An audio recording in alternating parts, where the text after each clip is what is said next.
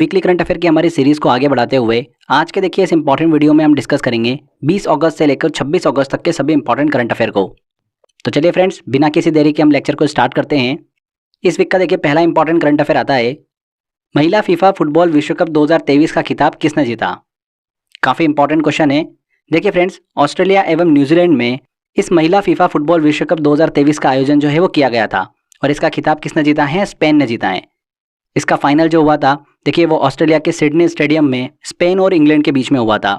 Spain ने England को 1-0 से हराकर देखिए महिला फीफा फुटबॉल विश्व कप 2023 का खिताब अपने नाम किया है और स्पेन ने पहली बार महिला फीफा फुटबॉल विश्व कप का खिताब अपने नाम किया। इस फाइनल मैच में जो एकमात्र गोल किया स्पेन की तरफ से वो देखिए स्पेन की कप्तान ओल्गा कार्मोना ने किया है। इस टूर्नामेंट में सेकेंड नंबर पर आए देखिए इंग्लैंड और तीसरे नंबर पर आए ऑस्ट्रेलिया। नेक्स्ट क्वेश्चन की तरफ चलते हैं। चंद्रमा के दक्षिणी ध्रुव पर उतरने वाला पहला देश कौन सा है? तो फ्रेंड्स, कौन सा देश है? भारत। भारत के चंद्रयान 3 मिशन ने चंद्रमा के दक्षिणी ध्रुव पर 23 अगस्त को सफलतापूर्वक सॉफ्ट लैंडिंग की। इसके साथ ही चंद्रमा के दक्षिणी ध्रुव पर उतरने वाला भारत जो है वो पहला देश बन गया है और भारत चांद पर पहुंचने वाला रूस, अमेरिका और चीन के बाद दुनिया का चौथा देश भी बन गया है। इसमें देखिए कुछ और भी इंफॉर्मेशन है, जैसे कि इस चंद्रयान 3 मिशन को किस व्हीकल से लॉन्च किया गया था? तो लॉन्च व्हीकल था मार्क 3, जिसे LV-M3 के नाम से भी जाना जाता है। इस चंद्रयान 3 मिशन के देखिए उपकरण की बात करते हैं तो लैंडर और रोवर का नाम आता है। लैंडर का नाम क्या था? विक्रम, और रोवर का नाम ध्यान रखिएगा प्रज्ञान। इस मिशन का मुख्य उद्देश्य क्या है? चंद्रमा के दक्षिणी ध्रुव पर भूकंप, सतह की गर्मी का अध्ययन करना, पानी की खोज करना, खनिज और मिट्टी की जानकारी प्राप्त करना। ठीक है फ्रेंड्स, तो चंद्रमा के दक्षिणी ध्रुव पर उतरने वाला पहला देश कौन सा है? भारत है। अगला क्वेश्चन आता है, 15वें ब्रिक्स शिखर सम्मेलन का आयोजन किस देश में किया गया? तो फ्रेंड्स, 15वें ब्रिक्स शिखर सम्मेलन का आयोजन जो है वो दक्षिण अफ्रीका के जोहान्सबर्ग में 22 से 24 अगस्त के बीच में किया गया। इस दौरान भारत की तरफ से देखिए भारत के प्रधानमंत्री नरेंद्र मोदी ने इस शिखर सम्मेलन में भाग लिया था। देखिए कोविड-19 महामारी के कारण लगातार 3 वर्षों की आभासी बैठक मतलब वर्चुअल मीटिंग के बाद यह पहला ब्रिक्स शिखर सम्मेलन है जो कि नॉर्मल तरीके से आयोजित किया गया। यहाँ पर देखिए फ्रेंड्स, हम ब्रिक्स की बात कर रहे हैं तो ब्रिक्स जो है ये ब्राजील, रूस, भारत, चीन और दक्षिण अफ्रीका की अर्थव्यवस्थाओं का एक समूह है जिसकी स्थापना 2009 में हुई थी। ये चीज़ भी ध्यान रखिएगा। चलिए नेक्स्ट क्वेश्चन की तरफ चलते हैं। दूधगाडू बटर फेस्टिवल किस राज्य में मनाया जाता है? किस राज्य में मनाया जाता है? उत्तराखंड में। देखिए फ्रेंड्स, भाद्रपद की संक्रांति को उत्तरकाशी मतलब उत्तराखंड में दूधगाडू बटर फेस्टिवल जो है वो मनाया जाता है। इस उत्सव में ग्रामीण समुदायों के लोग जो है दूध, दही, मक्खन, फल और फूल लेकर कई किलोमीटर तक पैदल चलकर नैर्थुनेर के जंगलों में जाते हैं और वहां पर त्योहार को सेलिब्रेट करते हैं। मान्यताओं के अनुसार इस दिन ग्रामीण जो है वो अपने फसल, पशु और क्षेत्र की खुशहाली के लिए एकत्रित होकर अपने आराध्य देवी देवताओं की पूजा करते हैं और क्षेत्र की खुशहाली के लिए कामना करते हैं। ध्यान रखिएगा फ्रेंड्स, बटर फेस्टिवल जो है किस राज्य में मनाया जाता है? उत्तराखंड में मनाया जाता है। हाल ही में देखिए यह फेस्टिवल सेलिब्रेट किया गया, इसलिए ध्यान रखिएगा उत्तराखंड में सेलिब्रेट किया जाता है। नेक्स्ट क्वेश्चन आता है, इंपॉर्टेंट क्वेश्चन है, 46वें विश्व अंडर 20 कुश्ती चैंपियनशिप 2023 में भारतीय पहलवानों ने कुल कितने पदक अपने नाम किए? तो फ्रेंड्स, विश्व अंडर 20 कुश्ती चैंपियनशिप 2023 का आयोजन जो है इस बार कहां पर किया गया? जॉर्डन में किया गया। भारत ने देखिए इस चैंपियनशिप में कुल मिलाकर 14 पदक जो है वो अपने नाम किए हैं। 4 स्वर्ण पदक, 3 रजत और 7 कांस्य पदक, कुल मिलाकर 14 पदक जो है भारत ने अपने नाम किए। डी आंसर यहाँ पर सही होगा। अगर हम देखिए 4 गोल्ड मेडल की बात करते हैं तो किन किन ने देखिए गोल्ड मेडल जीता है? मोहित कुमार ने 61 किलोग्राम भार वर्ग में, प्रिया मलिक ने 76 किलोग्राम भार वर्ग में, अंतिम पंगल ने 53 किलोग्राम भार वर्ग में, ये नाम जरूर ध्यान रखिएगा, इंपॉर्टेंट है, और सविता ने भारत को देखिए गोल्ड मेडल दिलाया है। ये भारत का किसी भी विश्व अंडर 20 कुश्ती चैंपियनशिप का सबसे बेस्ट परफॉर्मेंस है। अगर हम देखिए पदक तालिका की बात करते हैं तो इस चैंपियनशिप में पहले स्थान पर कौन सी कंट्री रही है? ईरान रही है। ठीक है, चलिए नेक्स्ट क्वेश्चन की तरफ चलते हैं। एंटरप्रेन्योरशिप चैलेंज 2022-23 किसने अपने नाम किया है? तो फ्रेंड्स, अरुणाचल प्रदेश राज्य की हाउस ऑफ मैकनॉक की संस्थापक निन्ना लेगो ने एंटरप्रेन्योरशिप चैलेंज 2022-23 का खिताब अपने नाम किया है। यहाँ पर हमने हाउस ऑफ मैकनॉक की बात करी तो यह हस्त निर्मित आभूषणों और जैविक खाद्य पदार्थों को बनाने वाली एक कंपनी है जिसमें कपड़ों, आभूषणों से लेकर प्रिजर्वेटिव मुक्त खाद्य पदार्थ जैसे कि स्मोक्ड चाय, जंगली शहद, अचार और औषधि जड़ी बूटियों के साथ साथ मसालों को भी बनाया जाता है। तो ध्यान रखिएगा, एंटरप्रेन्योरशिप चैलेंज 2022-23 खिताब किसने जीता है? निन्ना लेगो ने। नेक्स्ट क्वेश्चन की तरफ चलते हैं। हार्वर्ड विश्वविद्यालय द्वारा जॉर्ज लैडली पुरस्कार किसे प्रदान किया गया? किसे प्रदान किया गया फ्रेंड्स? भारतीय मूल के इंडो अमेरिकी अर्थशास्त्री राज चेट्टी को हार्वर्ड यूनिवर्सिटी द्वारा जॉर्ज लैडली पुरस्कार जो है वो प्रदान किया गया है। जॉर्ज लैडली पुरस्कार जो है ये विज्ञान में योगदान के लिए दिया जाता है।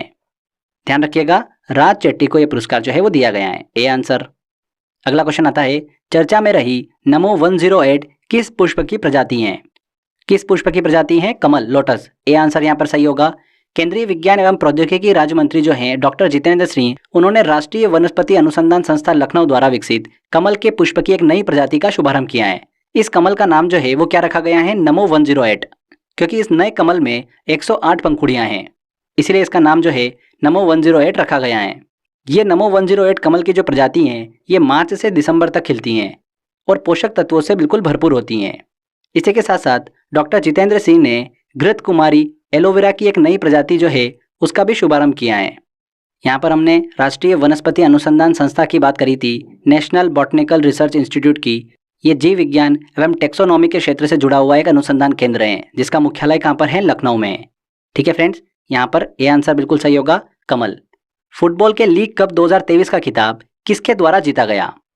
तो फ्रेंड्स किसके द्वारा जीता गया है? इंटर मियामी ने देखिए इस खिताब को अपने नाम किया है। अमेरिकी फुटबॉल क्लब इंटर मियामी ने पहली बार इस लीग का खिताब जो है वो अपने नाम किया है। अर्जेंटीना फुटबॉल टीम के जो कैप्टन हैं लियोनेल मेसी, वो अमेरिकी फुटबॉल क्लब इंटर मियामी के देखिए खिलाड़ी हैं और लियोनेल मेसी को ही लीग कप के बेस्ट प्लेयर का अवार्ड भी दिया गया है। ध्यान रखिएगा, इंटर मियामी ने इस खिताब को अपने नाम किया है।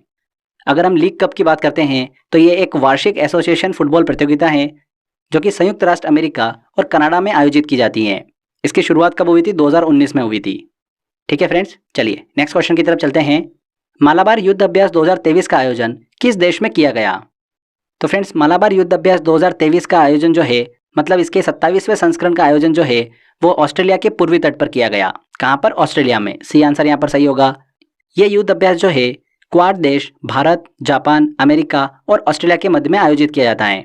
इस युद्ध अभ्यास में भारतीय नौसेना के 2 युद्धपोत INS सह्याद्री और INS कोलकाता समंदर ने देखिए पार्टिसिपेट किया था। इंपॉर्टेंट चीज ये निकल कर आती है कि ऑस्ट्रेलिया ने देखिए पहली बार मालाबार युद्ध अभ्यास की मेजबानी करी है। ठीक है फ्रेंड्स, तो ध्यान रखिएगा, मालाबार युद्ध अभ्यास 2023 का आयोजन कहाँ पर किया गया? ऑस्ट्रेलिया में।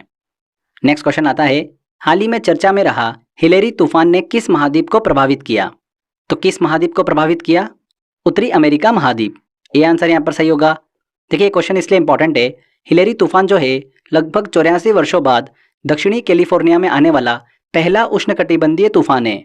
इस तूफान के कारण दक्षिणी कैलिफोर्निया में काफ़ी ज़्यादा नुकसान जो है वो देखने को मिला। ये तूफान जो है प्रशांत महासागर से प्रारंभ हुआ जो कि दक्षिणी पश्चिमी संयुक्त राज्य अमेरिका तक पहुंचा। हिलेरी तूफान की बात करते हैं तो ये एक प्रकार का हरिकेन उष्णकटिबंधीय चक्रवात है जो कि अटलांटिक महासागर और उत्तर पूर्वी प्रशांत महासागर में आते हैं। अगर हम मेजर ट्रॉपिकल साइक्लोन मतलब उष्णकटिबंधीय चक्रवात की बात करते हैं तो वो कौन कौन से हैं? हरिकेन है, टाइफून है, तो इन चीज़ का भी आप नाम ध्यान रखिएगा। नेक्स्ट क्वेश्चन की तरफ चलते हैं। चर्चा में रहा Indira Gandhi memorial tulip garden किस राज्य में स्थित है? देखिए क्यों चर्चा में रहा? हाल ही में Indira Gandhi memorial tulip garden को एशिया के सबसे बड़े पार्क के रूप में वर्ल्ड बुक ऑफ रिकॉर्ड्स में दर्ज किया गया, इसीलिए देखिए काफ़ी ज़्यादा सुर्खियों में रहा। कहाँ पर स्थित है ये? जम्मू कश्मीर के श्रीनगर में। ए आंसर यहाँ पर सही होगा। यह ट्यूलिप गार्डन जो है लगभग 30 हेक्टेयर क्षेत्र में फैला हुआ है जिसमें 68 विशिष्ट ट्यूलिप किस्मों के 15 लाख से ज़्यादा फूल जो है वो मौजूद हैं। इस ट्यूलिप गार्डन का उद्घाटन जो है वो कब हुआ था? 2007 में हुआ था। यहाँ पर हम ट्यूलिप गार्डन की बात करें तो ट्यूलिप गार्डन का मतलब ही होता है फूल, मतलब फूलों का उद्यान। ध्यान रखिएगा, Indira Gandhi memorial tulip garden कहाँ पर स्थित है? जम्मू कश्मीर में।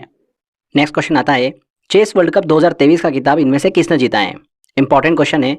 तो फ्रेंड्स चेस वर्ल्ड कप 2023 का खिताब जीता है मैग्नस कार्लसन ने। इन्होंने फाइनल में भारत के ग्रैंड मास्टर आर प्रागनंदा को हराकर चेस वर्ल्ड कप 2023 का खिताब अपने नाम किया है। यहाँ पर हमने आर प्रागनंदा की बात करी तो ये भारत के 52वें ग्रैंड मास्टर बने थे 2018 में। किस राज्य से बिलोंग करते हैं? तमिलनाडु से। ठीक है, ये चीज़ ध्यान रखिएगा। चेस वर्ल्ड कप की बात कर रहे हैं तो इसका आयोजन किसके द्वारा किया जाता है? इंटरनेशनल चेस फेडरेशन के द्वारा। इसकी शुरुआत कब हुई थी? वर्ष 2000 में इसकी शुरुआत हुई थी। ध्यान रखिएगा, 2023 का खिताब जीता है मैग्नस कार्लसन ने। D answer. चर्चा में रही छड़ी मुबारक का संबंध भारत की किस यात्रा से है? तो फ्रेंड्स किस यात्रा से है? अमरनाथ यात्रा से। जम्मू कश्मीर के उपराज्यपाल मनोज सिन्हा ने श्रीनगर के श्री अमरेश्वर मंदिर में छड़ी मुबारक की पूजा की। छड़ी मुबारक एक चांदी की छड़ी है जो कि विश्व प्रसिद्ध अमरनाथ यात्रा से जुड़ी हुई हैं।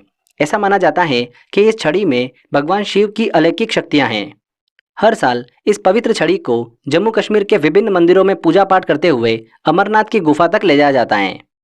हाल ही के दिनों में छड़ी मुबारक जो है ये देखिए सुर्खियों में रही। ध्यान रखिएगा, अमरनाथ यात्रा से संबंधित है। नेक्स्ट क्वेश्चन की तरफ चलते हैं। भारतीय निर्वाचन आयोग ने किस खिलाड़ी को निर्वाचन आयोग का नेशनल आइकॉन बनाया है? तो किस खिलाड़ी को बनाया है? देखिए सचिन तेंदुलकर को। सचिन तेंदुलकर को नेशनल आइकॉन बनाने का मुख्य उद्देश्य क्या है? चुनावों में युवाओं की भागीदारी को बढ़ाना। ध्यान रखिएगा इस चीज को।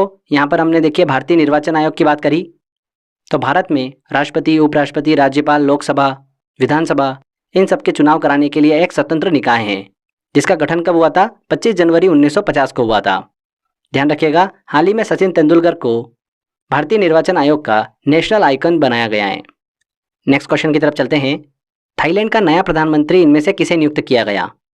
तो फ्रेंड्स देखिए, थाईलैंड के पूर्व प्रधानमंत्री थॉक्सिन शिनावात्रा को भ्रष्टाचार के मामले में 8 साल की सजा होने के बाद थॉक्सिन शिनावात्रा के स्थान पर फुथाई पार्टी के सदस्य नेता श्रेथा थाविसिन को थाईलैंड का नया प्रधानमंत्री चुना गया है। श्रेथा थाविसिन जो है ये थाईलैंड देश के 30वें प्रधानमंत्री बने हैं। ये आंसर यहाँ पर सही होगा। नेक्स्ट क्वेश्चन आता है, स्वच्छ वायु सर्वेक्षण 2023 में प्रथम स्थान पर कौन सा शहर रहा है? तो फ्रेंड्स, केंद्रीय प्रदूषण नियंत्रण बोर्ड द्वारा जारी की गई स्वच्छ वायु सर्वेक्षण 2023 में 10 लाख से अधिक आबादी वाले शहरों में मध्य प्रदेश राज्य का इंदौर शहर जो है वो पहले स्थान पर रहा है। ये आंसर यहाँ पर सही होगा। इंदौर के बाद दूसरे स्थान पर आगरा और तीसरे स्थान पर ठाणे को रखा गया है। तो ये क्रम ध्यान रखिएगा। यहाँ पर हमने स्वच्छ वायु सर्वेक्षण की बात करी, तो इसके द्वारा विभिन्न स्थानों और शहरों में वायु गुणवत्ता का आकलन किया जाता है और वायु प्रदूषण के कारण मानव स्वास्थ्य पर पड़ने वाले प्रभावों के बारे में पता लगाया जाता है। हाल ही में देखिए स्वच्छ वायु सर्वेक्षण 2023 रिपोर्ट जो है वो जारी की गई, जिसमें इंदौर शहर जो है वो पहले स्थान पर रहा है। नेक्स्ट क्वेश्चन आता है, 11वीं एशियन जूनियर विशु चैंपियनशिप में भारत ने कुल कितने पदक अपने नाम किए हैं? तो फ्रेंड्स, 11वीं एशियन जूनियर विशु चैंपियनशिप का आयोजन कहाँ पर किया गया? चीन के मकाऊ में। और इस प्रतियोगिता में भारत ने देखिए 2 स्वर्ण, 1 रजत और 6 कांस्य पदक के साथ कुल 9 पदक जो है वो अपने नाम किए हैं। यहाँ पर ए आंसर बिल्कुल सही होगा। इस चैंपियनशिप में रमेश मुंडा और ध्रुव ने स्वर्ण पदक और राहुल कुमार ने रजत पदक जो है वो अपने नाम किया है। एशियन जूनियर विशु चैंपियनशिप की बात करते हैं तो इसकी शुरुआत कब हुई थी? 2001 में इसकी शुरुआत हुई थी और इसके प्रथम आयोजन का विजेता जो रहा था वो कौन रहा था? वियतनाम रहा था। ये चीज भी ध्यान रखिएगा। चलिए नेक्स्ट क्वेश्चन की तरफ चलते हैं। एनजीटी राष्ट्रीय हरित न्यायाधिकरण नेशनल ग्रीन ट्रिब्यूनल का नया अध्यक्ष किसे नियुक्त किया गया है? तो फ्रेंड्स देखिए, सबसे पहले हम एनजीटी की बात करते हैं तो नेशनल ग्रीन ट्रिब्यूनल भारत में एक वैधानिक निकाय है जो पर्यावरण संरक्षण और अन्य प्राकृतिक संसाधनों से संबंधित मामलों के शीघ्र निपटान से संबंधित है। इसकी स्थापना कब हुई थी? 8 अक्टूबर 2010 को इसकी स्थापना हुई थी, जिसका मुख्यालय कहाँ पर है? नई दिल्ली में। हाल ही में एनजीटी का अध्यक्ष जो है वो न्यायमूर्ति प्रकाश श्रीवास्तव को बनाया गया है। कलकत्ता उच्च न्यायालय के पूर्व मुख्य न्यायाधीश न्यायमूर्ति प्रकाश श्रीवास्तव को। ये आंसर यहाँ पर सही होगा। नेक्स्ट क्वेश्चन की तरफ चलते हैं। हाल ही में प्रसिद्ध सांख्यिकीविद CR राव का निधन हो गया। इन्हें सांख्यिकी का अंतर्राष्ट्रीय पुरस्कार किस वर्ष प्रदान किया गया था? वेरी वेरी इंपॉर्टेंट क्वेश्चन है। देखिए, CR राव को वर्ष 2023 में सांख्यिकी का अंतर्राष्ट्रीय पुरस्कार जो है वो दिया गया था। हाल ही में भारत के विश्व प्रसिद्ध सांख्यिकीविद व गणितज्ञ भारतीय सांख्यिकी संस्थान के पूर्व निदेशक CR राव, जिनका पूरा नाम है कल्याणपुड़ी राधाकृष्णन राव, इनका देखिए 102 वर्ष की आयु में न्यूयॉर्क में निधन हो गया। इन्हें भारत सरकार द्वारा 1968 में पद्म भूषण और 2001 में पद्म विभूषण से भी सम्मानित किया जा चुका है। वेरी वेरी इंपॉर्टेंट है, ध्यान रखिएगा। प्रसिद्ध सांख्यिकीविद CR राव का निधन हो गया। इन्हें सांख्यिकी का अंतर्राष्ट्रीय पुरस्कार दिया गया था 2023 में। भारत के पहले स्वदेशी ई ट्रैक्टर CSIR प्रीमा ET11 को किस संस्था द्वारा बनाया गया है? तो फ्रेंड्स, पश्चिम बंगाल के देखिए दुर्गापुर में CMERI central mechanical engineering research institute ने भारत का पहला स्वदेशी ई ट्रैक्टर बनाया है, जिसका नाम क्या है? CSIR प्रीमा ET11। ई ट्रैक्टर की बात कर रहे हैं, यानी इलेक्ट्रिक ट्रैक्टर जो कि बैटरी से चलते हैं। ये स्वच्छ पर्यावरण के अनुकूलित होते हैं, जो कि हानिकारक प्रदूषक जो है वो उत्पन्न नहीं करते हैं, जिससे ऑर्गेनिक कृषि को बढ़ावा मिलता है। ध्यान रखिएगा, भारत के पहले स्वदेशी ई ट्रैक्टर को देखिए किसने बनाया है? Central mechanical engineering research institute CMERI ने। नेक्स्ट क्वेश्चन आता है, LUPEX lunar polar exploration mission ISRO और किस देश की अंतरिक्ष एजेंसी का संयुक्त मिशन है? तो फ्रेंड्स, लुपेक्स जो है ये भारतीय अंतरिक्ष अनुसंधान संगठन इसरो और जापानी एरोस्पेस जेक्सा का एक संयुक्त रोबोटिक चंद्र मिशन है। इस मिशन को वर्ष 2025 में लॉन्च किए जाने की संभावना है। इसे भारत के चंद्रयान 4 की संज्ञा दी जा रही है। इस मिशन का उद्देश्य क्या होगा? चंद्रमा के दक्षिणी ध्रुव क्षेत्र में पानी की संभावना की खोज करना और चंद्रमा पर स्टेशन स्थापित करना। ध्यान रखिएगा, लुपेक्स जो है ये इसरो और जापान की अंतरिक्ष एजेंसी का एक संयुक्त मिशन है। नेक्स्ट क्वेश्चन आता है, यूनेस्को ने देश में वाटर मैनेजमेंट सिस्टम के लिए किस शहर को चुना है? तो फ्रेंड्स, यूनेस्को ने देश में वाटर मैनेजमेंट सिस्टम के लिए मध्य प्रदेश के शहर ग्वालियर को चुना है। यूनेस्को देश में पहली बार ग्वालियर शहर में 1 साल तक पायलट प्रोजेक्ट के तहत वाटर मैनेजमेंट का डेटा जो है वो एकत्रित करेगा और इस डेटा के आधार पर पोर्टल को तैयार करेगा। इस डेटा को एकत्रित करने के लिए शहर के बांध, water treatment plant, sewer treatment plant, इन सब का इस्तेमाल किया जाएगा। यहाँ पर हमने वाटर मैनेजमेंट की बात करी, जल प्रबंधन की बात करी। तो देखिए, वाटर मैनेजमेंट का मतलब है जल संसाधनों से, जैसे कि नदी, तालाब, इनका उचित उपयोग हो। भारत में देखिए बढ़ती जनसंख्या के कारण जल की मांग जो है वो लगातार बढ़ रही है। इसके लिए जल प्रबंधन जो है, वाटर मैनेजमेंट जो है वो बहुत ही इंपॉर्टेंट है। तो ध्यान रखिएगा, यूनेस्को ने देश में वाटर मैनेजमेंट सिस्टम के लिए किस शहर को चुना है? ग्वालियर को। नेक्स्ट क्वेश्चन आता है, Bharat petroleum corporation limited BPCL के नए ब्रांड एम्बेसडर के रूप में किसे नियुक्त किया गया है? किसे नियुक्त किया गया है फ्रेंड्स? राहुल द्रविड़ को। वर्तमान में राहुल द्रविड़ जो है भारतीय क्रिकेट टीम के कोच हैं। हाल ही में उन्हें देखिए BPCL के नए ब्रांड एम्बेसडर के रूप में घोषित किया गया है। BPCL की बात करते हैं, भारत पेट्रोलियम कॉर्पोरेशन लिमिटेड की, तो ये एक सार्वजनिक क्षेत्र की कंपनी है और भारत की एक महारत्न कंपनी है जिसकी स्थापना कब हुई थी? 1952 में हुई थी। और इसके वर्तमान में चेयरमैन और MD कौन है? जी कृष्ण कुमार। नेक्स्ट क्वेश्चन की तरफ चलते हैं, विश्व पैरा पावर लिफ्टिंग चैंपियनशिप में हनी डबास ने कौन सा पदक अपने नाम किया है? तो फ्रेंड्स, कौन सा पदक इन्होंने अपने नाम किया है? स्वर्ण पदक। दुबई में देखिए आयोजित विश्व पैरा पावर लिफ्टिंग चैंपियनशिप में हनी डबास ने जूनियर स्तर में स्वर्ण पदक जो है वो अपने नाम किया है और वह पुरुषों के जूनियर स्तर वर्ग में स्वर्ण पदक जीतने वाले पहले भारतीय खिलाड़ी बन गए। इसी के साथ साथ परमजीत कुमार ने दुबई 2013 विश्व पैरा पावर लिफ्टिंग चैंपियनशिप में पुरुषों के 49 किलोग्राम स्पर्धा में सीनियर वर्ग में स्वर्ण पदक जो है वो अपने नाम किया है और वो पुरुषों के वरिष्ठ स्तर वर्ग में स्वर्ण पदक जीतने वाले पहले भारतीय खिलाड़ी बन गए। तो ये दोनों चीज़ें ध्यान रखिएगा, काफ़ी इंपॉर्टेंट है। विश्व पैरा पावर लिफ्टिंग चैंपियनशिप की बात करें तो देखिए इसका आयोजन कब हुआ था? पहली बार 1994 में हुआ था और इस प्रतियोगिता में शारीरिक विकलांगता और बौद्धिक विकलांगता वाले एथलीट जो है वो भाग लेते हैं। ध्यान रखिएगा, विश्व पैरा पावर लिफ्टिंग चैंपियनशिप 2023 में हनी डबास ने कौन सा पदक जीता है? स्वर्ण पदक जीता है। तो फ्रेंड्स देखिए, यहाँ पर हमारे 20 अगस्त से लेकर 26 अगस्त तक के सभी इंपॉर्टेंट करंट अफेयर कंप्लीट होते हैं। आई होप आपने वीडियो को ध्यान से देखा होगा। आज के बस इस वीडियो में इतना ही था। अगर वीडियो अच्छा लगा है तो वीडियो को लाइक कर दीजिए, शेयर कर दीजिए और कमेंट करके जरूर बताइएगा कि वीडियो कैसा लगा। अगर आपने अभी तक चैनल को सब्सक्राइब नहीं करा है तो सब्सक्राइब भी कर लीजिए। मिलते हैं फ्रेंड्स अगले वीडियो में। Till then, bye bye.